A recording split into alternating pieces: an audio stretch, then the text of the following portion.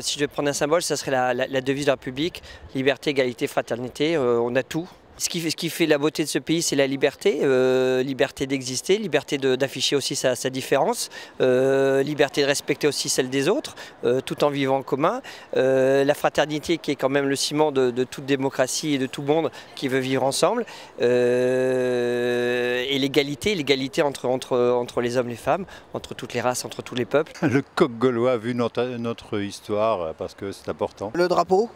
Le drapeau, bleu, blanc, rouge, les 3 couleurs. Pour moi, je pense que ce serait la devise de la République, pour les valeurs que représentent les mots, justement, liberté, égalité, fraternité. Pour moi, il n'y a pas de symbole en adéquation avec ce que représente la République aujourd'hui. Le drapeau français, bleu, blanc, rouge, parce que c'est lui qui symbolise l'historique de notre République. Ce serait la devise de la République.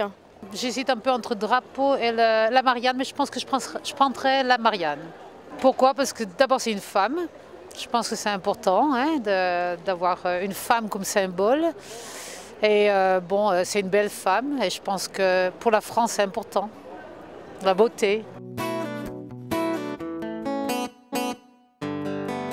C'est l'école publique, c'est là pour véhiculer les valeurs de la République.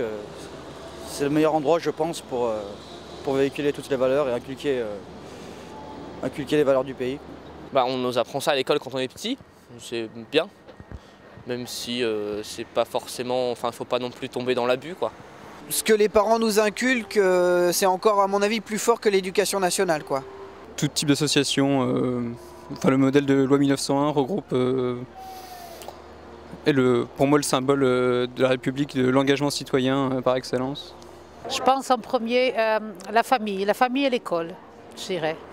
La famille parce que c'est là où on commence sa vie, on est éduqué par les parents et c'est là où on apprend à avoir, comment on dit en français, les normes et les valeurs.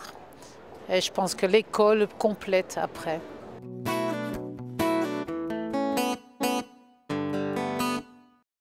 Oui, il m'est déjà arrivé d'être fier d'être français à travers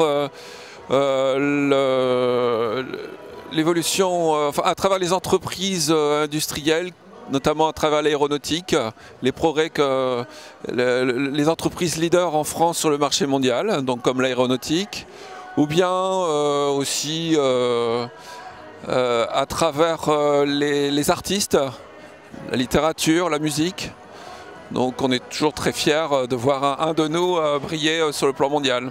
Moi, mais je suis tous les jours fière d'être française. S'il y a une équation absolue, une égalité, si j'ose dire, entre la devise et la France, je suis fier d'être français. Coupe du Monde 98, les championnats d'Europe, même tous les exploits qui se sont faits. S'il y a quand même les engagements au niveau écologique de la France en ce moment, si c'est tenu, les engagements, c'est quand même assez...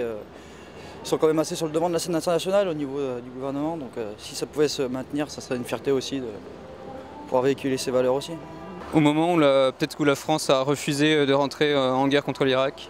Moi je suis fier d'être français dans la vie de tous les jours, quoi. Moi j'aime bien le pays, j'aime bien ce qu'on représente.